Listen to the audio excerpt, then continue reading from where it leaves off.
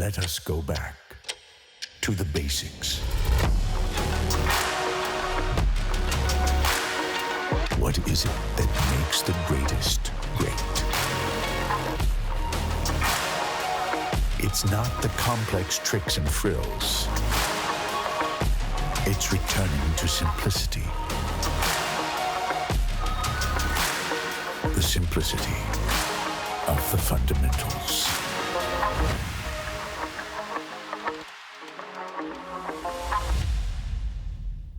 Good morning, 9 o'clock. Are you awake? Oh, you're going to have to be awake for today's message because it is what is it called? Audience participation. We're going to do calisthenics. Just joking. We're not. You can sit there, get comfortable. I'm going to put you slowly to sleep. That's pretty much how it goes. Glad you're here. Hey, we're starting a new series called Fundamentals, and this series is going to take us all the way up until Easter, and it is going to be a key series for the rest of the year. You want to hit every message in this series. It's really key that you apply the homework. We'll jump into that here in a second of where we're going to be going and what we're going to be doing. But we're looking at this, going back sort of to the basics. What does it mean to be a Jesus follower? What does it mean to do the things that are going to help us be the best that we can be in following Jesus? And Siri is taking over my iPad, so we're just going to cast that demon out right now. Okay. There's God. And we're going to go back to the basics and understand what the basics are. And why they're important, and why they're fundamental, and why we need to do them. We got a big day. It's Super Bowl Sunday. Any Eagle fans in the house? Any Chief fans in the house? Okay, that's also the referees. Any halftime fans in the house?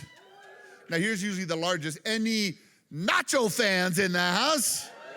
Yeah, that's what it's about. Nachos and Oreos. And when the Seahawks aren't in it, who really gives a rip, And the Broncos never are. So, okay, moving on.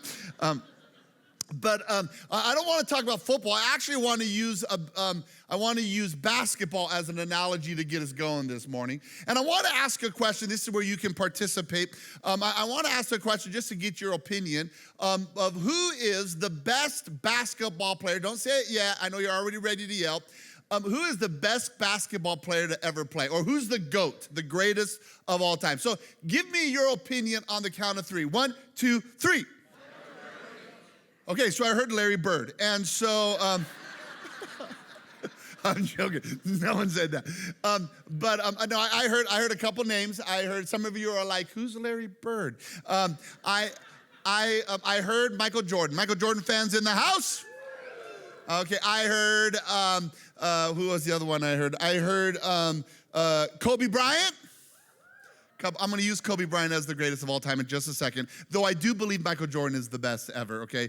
But somebody wrote me a long email from Wednesday about how Wilt Chamberlain is the best ever. I don't even know who that is. Just joking, I do. And then there's LeBron James. Any LeBron James fans in the house? Okay, so there you go.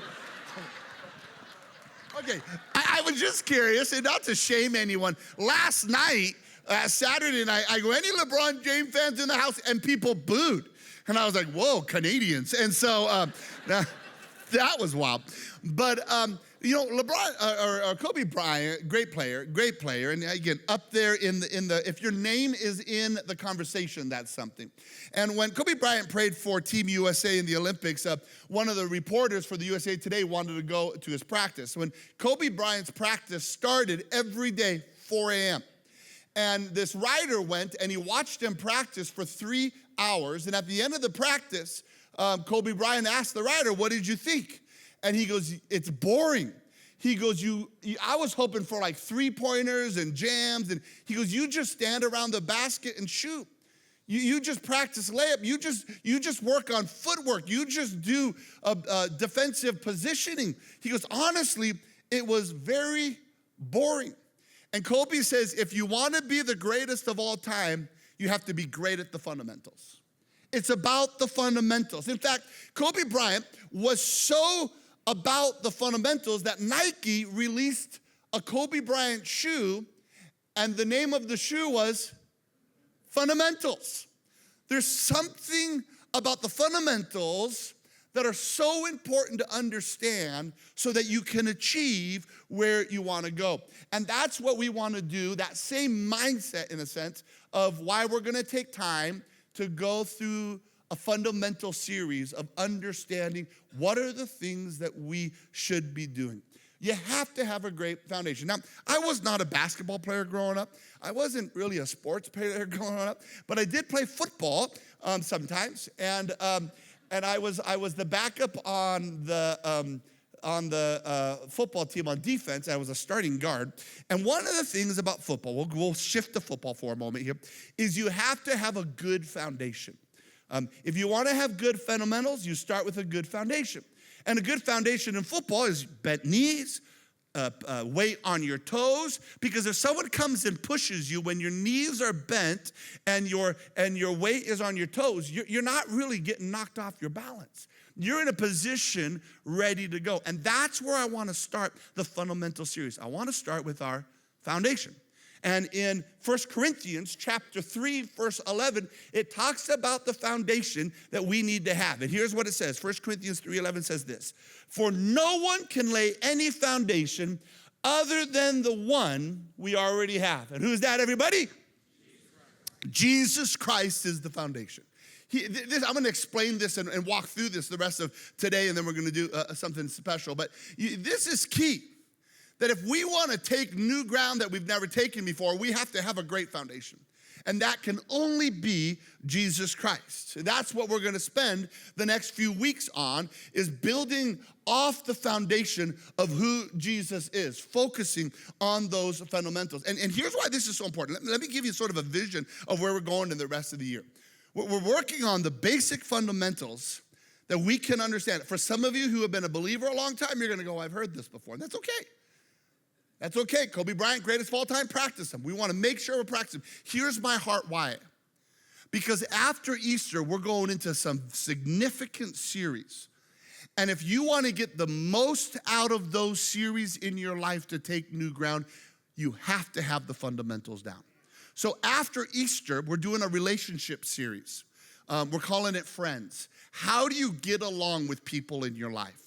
What does Jesus say about getting along with people in your life, drama in your life? How do we navigate? So we're doing a series on relationships. After, I'm going to tell you, hear my heart on this, it won't mean as much to you if you're struggling in your fundamentals.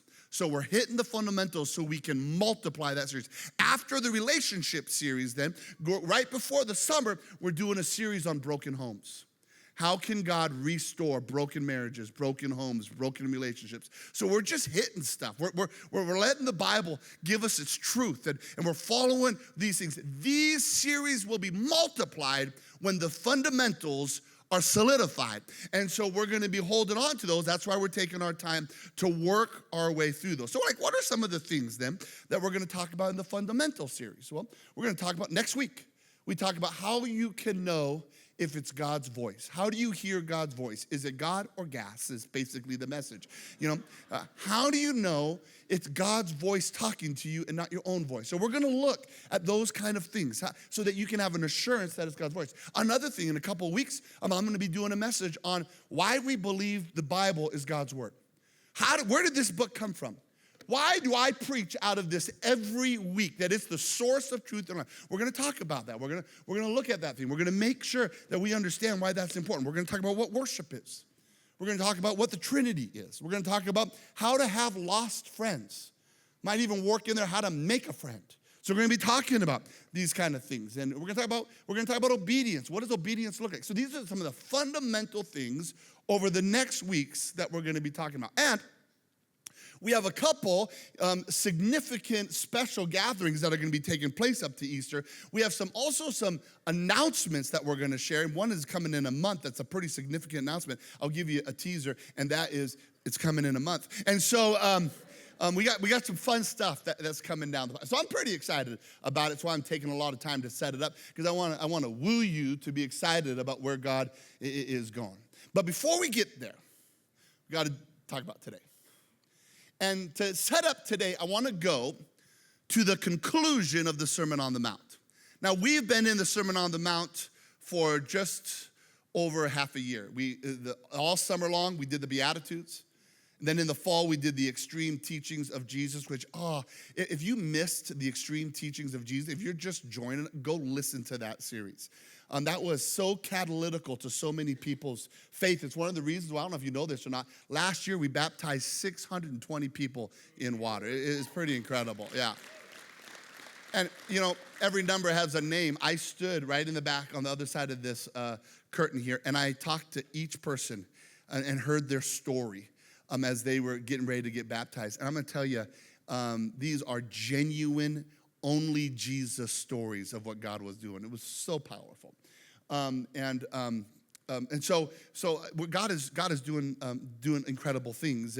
And we come then now back to this conclusion, the extreme teachings. And then we just finished a series on prayer, how to pray. And that, again, fundamental, how to pray. And now we come to the very end of the Sermon on the Mount. And Jesus is looking at the crowd. And he concludes his message, one of the best messages ever preached. He concludes it with a story.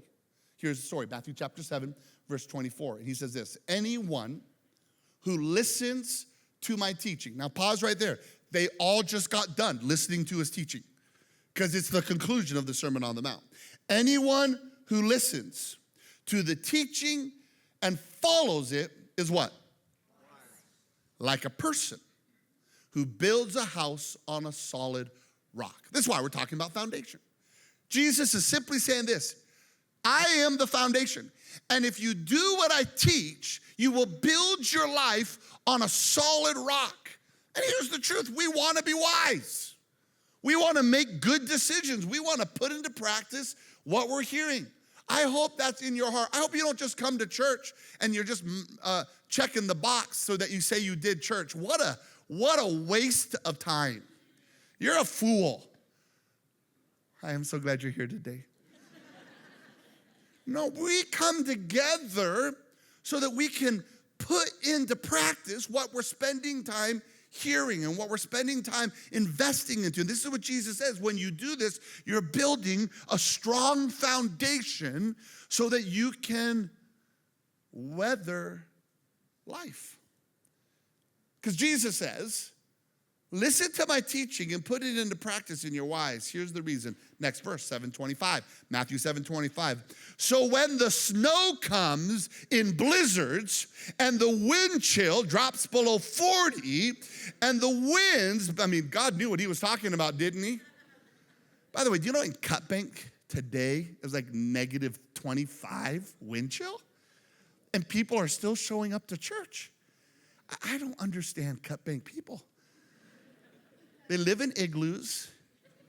It's incredible. I love them. Anyways, that was a sidetrack. Okay. Though the snow comes in torrents, and you heard me, it won't collapse because it's built on. Here's the deal. The storms of life are going to come. Jesus knows it. Here's what he's telling people. Listen, I'm not taking away the storms. In this life, there are storms that come, and the rains will come, and the blizzards will come, and the wind chill will drop, and you will be cold, and will your house stand against the storms of life? Because if you don't have your feet on the foundation, if you don't know the fundamentals, you're going to collapse. You're not going to be able to make it. Taking new ground is hard work, but it's not impossible. But it's not easy. And the way we're going to do it is we have to have our feet on solid rock. We have to have good fundamentals. We have to have a secure footing. Otherwise, the storms of life are going to knock us off our feet. See, what a foundation does, get this here, what a foundation does is it allows us to endure life and not lose ground. But I'm going to tell you, as I'm looking at this and studying this in my own life, here's where I learn when my foundation starts to get weak. Life is busy. Do you agree with that statement? Life is busy? Life is busy. It just comes quickly. Like tomorrow's Monday already. I got to preach on Wednesday. I better get moving. Life comes fast. And here's what I've learned about Kevin Gear when life gets really fast. When life gets fast, my fundamentals get sloppy. That's what happens. I start cutting corners. When life is busy, I'm throwing out Bible reading. When life is busy, I'm just trying to work it in. And here's what I've discovered. In fact, you can see this if we go back to the sports analogy, and that is when the game gets fast, the fundamentals get sloppy. This is why Kobe Bryant said, I want to know the fundamentals, so in any situation in the game, it's not the fundamentals that get sloppy. That's his words. That's a powerful thought, and I've noticed it in my own life. When life gets messy and drama gets big, and I'm trying to navigate everything, it's my fundamentals that can get sloppy if I don't have them wired in. Here's what Jesus is saying. All this thinking is not new. Jesus was teaching it in the conclusion of his Sermon on the Mount, and he was simply saying this: we got to be great at fundamentals. Put into practice what I teach. Put your feet on a solid rock. Why? Because of Matthew chapter 7, verse 26. Because if we don't, here's what happens. But anyone who hears my teaching and doesn't obey it is foolish. That's why I called us fools earlier. If we don't apply it. It wasn't me calling you that. It was Jesus. And I like that phrase right there. But anyone who hears my teaching and doesn't obey it is foolish, like a person who builds his house upon the... When the blizzards come and the temperature drops and the winds blow and they beat against the house, it will collapse with a mighty crash. The call to follow Jesus is not easy. It's hard and it's difficult. And here's the reality: the storms of life will come. Some of you walked into this room in the middle of a storm. Can I say, first of all, awesome job being here today. That's a fundamental. And you're operating in a fundamental. But the storms of life come. And here's what I've learned about human tendency. You might find yourself in this cycle. I call it the dysfunctional cycle.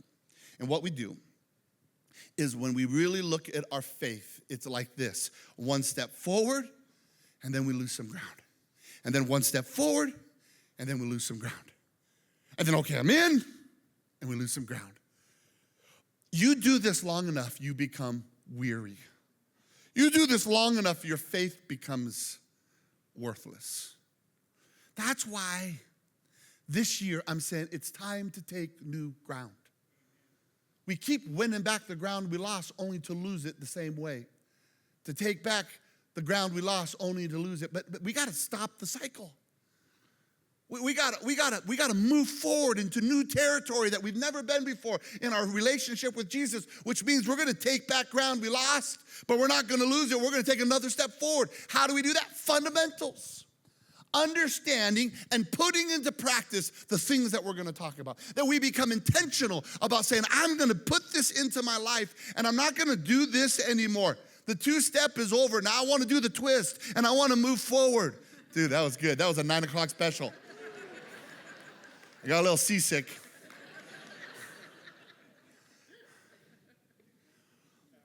We're going to break the cycle.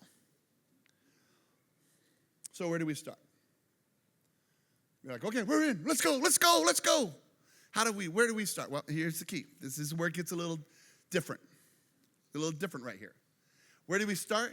You can't go forward until you know where you're at. Okay. Where are we at today? So yesterday, my daughter came up from Missoula, and her car was having troubles or needed some help. And so I spent the day, I did brakes on the car, and I changed the oil on the car, and I put in struts for the trunk. I was just doing all this stuff on it. And when I went to check the oil, I had to check the dipstick. That let me know, hey, is it burning oil? Where is it at? So today, we're going to do a dipstick exercise, okay? And this is something, by the way, we have done every 2 years at Canvas Church. And so if this is your first Sunday, welcome to the cult. And it's going to be a little different. And here's what we're going to do. We're going to take a spiritual assessment. All of us. This is so important. I'm going to make it part of the message. So we're going to stop right here. And if you're new and you're like, well, this is my first, you take it as well. It's perfect. We want you to. And here's how you do it. You can take the assessment on your app. It's a 10-minute assessment. We're going to put a timer up. They're going to have a QR code up on the screen. You can just use your phone and get the QR code. That will take you to the spiritual assessment. And then you can, if you're like, dude, I have an Android. You can lift your hand in the air and we will bring you paper copies. So we have a bunch of paper copies. If you'd rather do a paper copy edition, we can do that as well. So we're going to do that right now. We are going to take the spiritual assessment, then I'll come up and wrap it all up. But this is setting the tone for where we're going. This is the start. This is the first step. Where am I spiritually, okay? So if you need a paper copy, lift up your hand. Otherwise, you guys can put that QR code up. It's coming up any second here, or you can use the Canvas app, and that will get you going. And when I count to 3, you can start. And then I'm going to walk around and see how you're doing. 1, 2, 3. Here we go.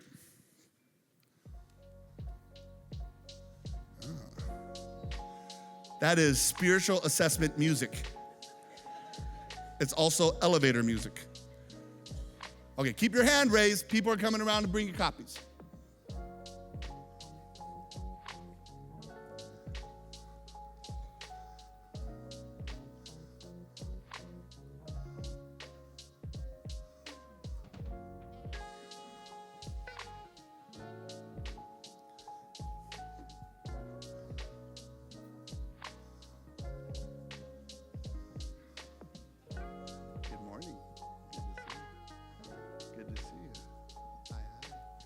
What do you mean I'm a terrible preacher? Good morning. Come on. Nice beard, by the way. Good to see you guys. Good morning. Good morning. Is it working? Is it working? Awesome. How are you, boss? Good. Good. Are you cheating on your wife? Not on your wife, but off your wife's. Forget it. That just. Yeah.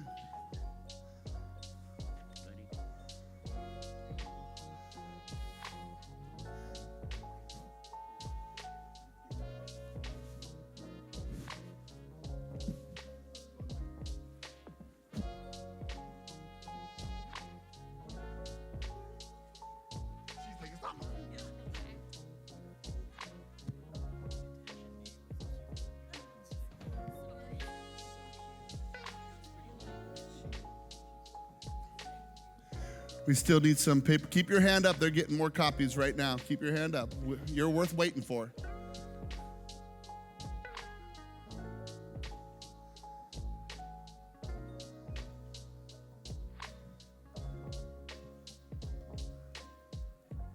We'll get you.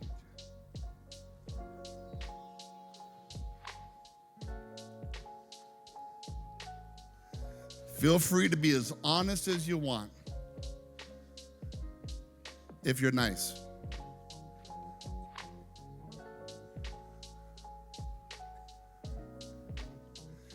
I haven't ever seen the 9 o'clock balcony people. Let's go check them out.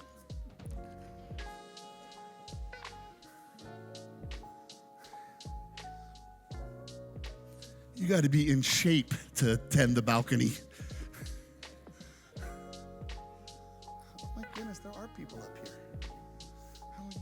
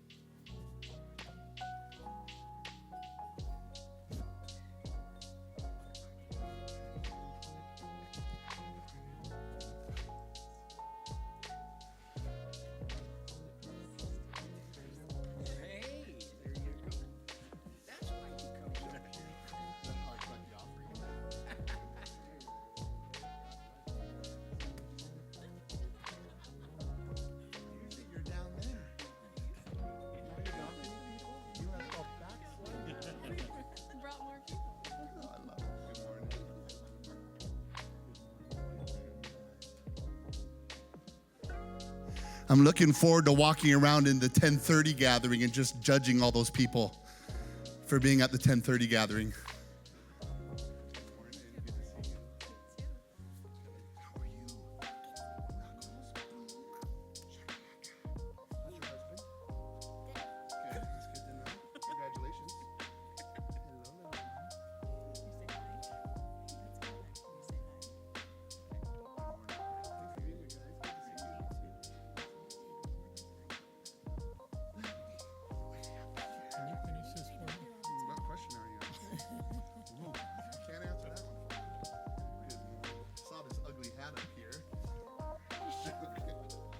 Cheap crew right here.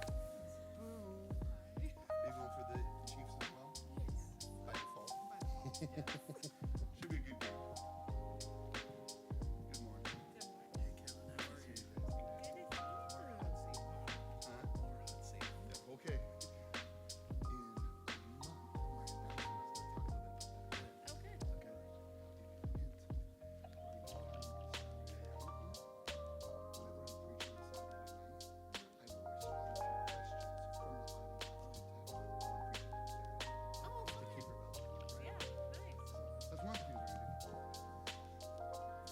I'm curious, for those of you in the balcony, do you see the shine on my bald spot when you're way up this high? Because the lighting is perfect on it. Oh, thanks for lying.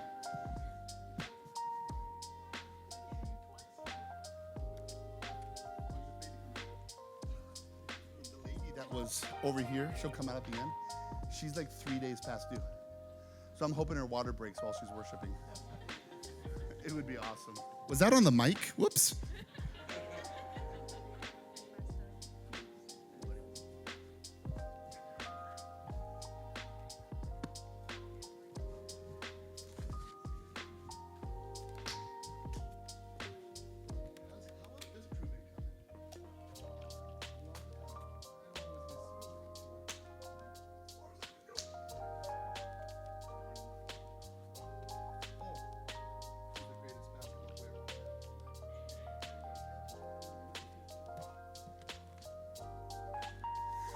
Three minutes, get moving.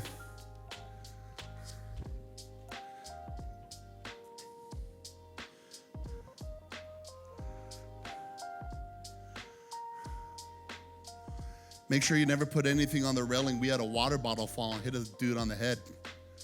That was fun.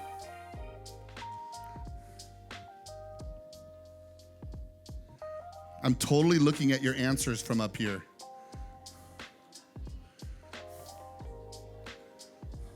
It's all anonymous, by the way, except for the ones that I'm looking at.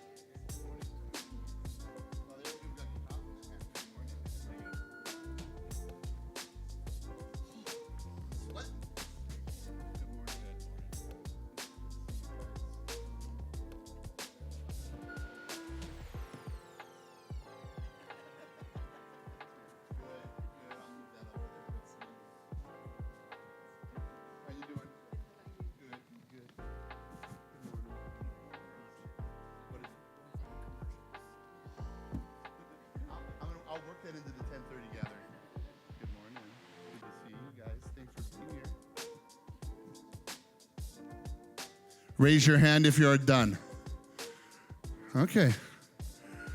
Raise your hand if you're still going. Raise your hand if you did not participate.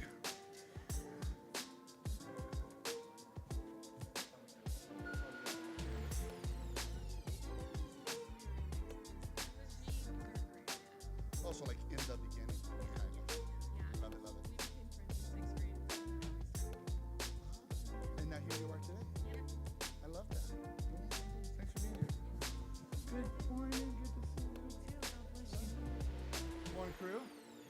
Good to see you guys. Good morning. Boom. I still enjoyed our dinner many years 6 years ago? 5 years ago. Yeah. Lots happened in 5 years. And yeah, here you are. But you've moved from down there on the right to up here in the balcony. Backsliding is what it's called. Good morning. Good to see you. Yeah, look at this. I got to get down there. Good morning. Oh, I know. I shake so many hands. Stud.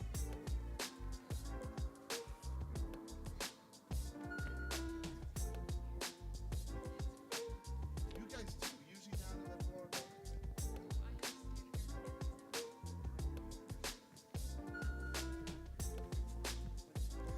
Okay, 20 seconds left. If you don't get done in time, no worries. You can finish it and just ignore the rest of what I'm gonna say.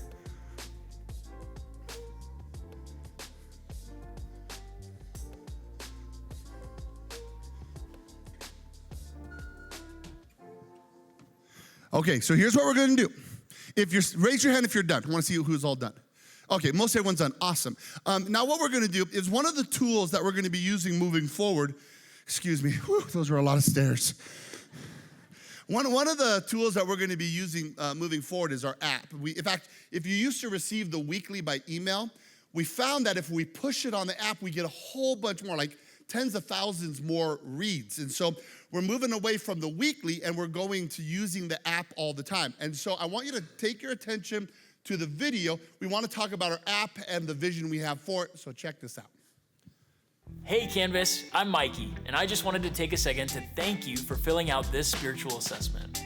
In our last few minutes, I wanted to take time to talk to you about staying connected.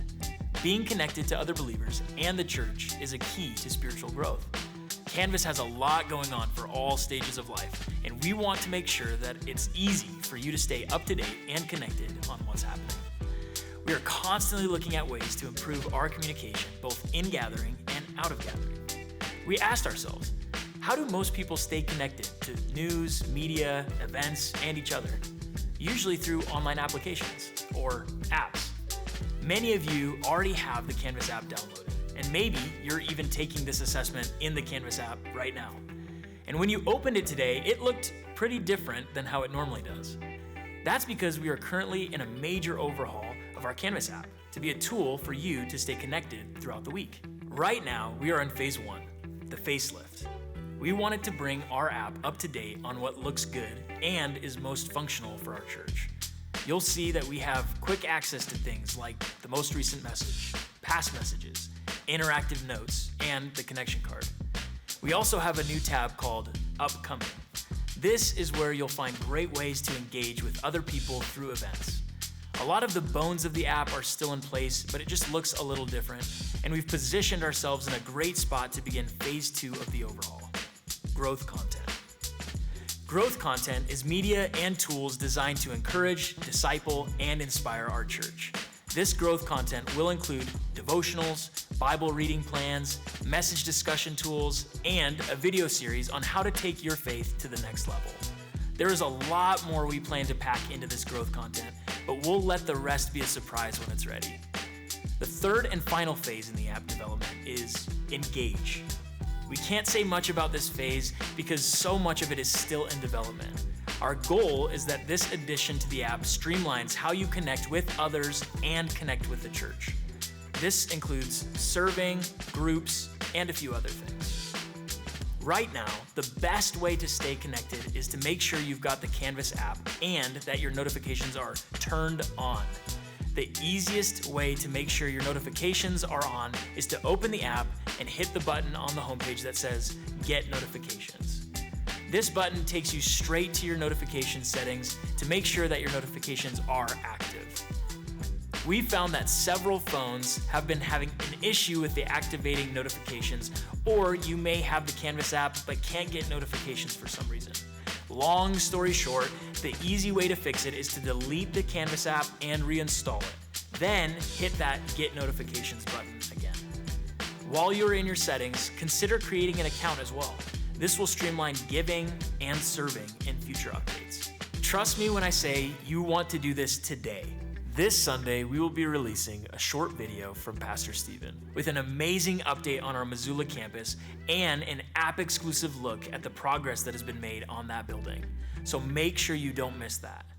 Canvas, thanks again for taking the time to fill out that assessment, and thanks for checking out the Canvas app.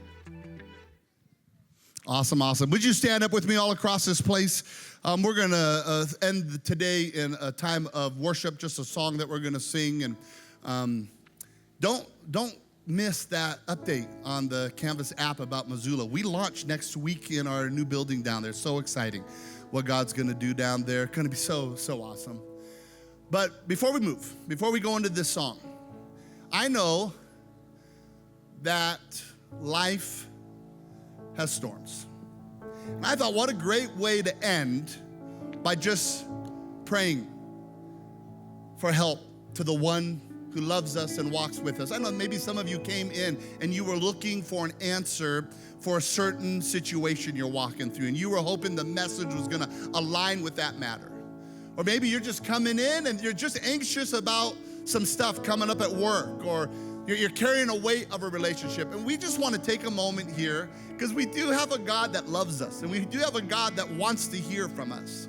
And we're in a beautiful community to do this together. And so if you're here and you just have a prayer need and you want prayer over something, I'm just gonna have you lift your hand up in the air and go, yeah, I got a need. Okay. I'm gonna pray for you. If you saw someone around you lift their hand, you pray for them too while I'm praying. And let's do this. Let's just hold each other up. So Father, we're on a journey. We're on a journey to follow wherever you lead, wherever you want to take us, whatever ground you want to lead us to.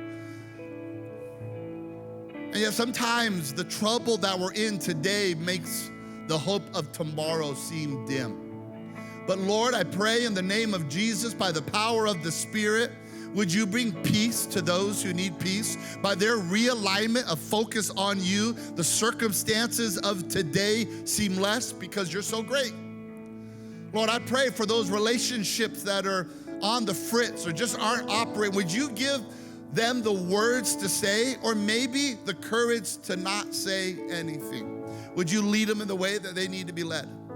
Lord, I pray for just a genuine move of you in our hearts this week, a preparation to apply the fundamentals that we're going to be learning together for what you have for us. Father, we just want to be a church. At the end of the day, we want to be people that follow wherever you lead. In Jesus' name. Everyone said,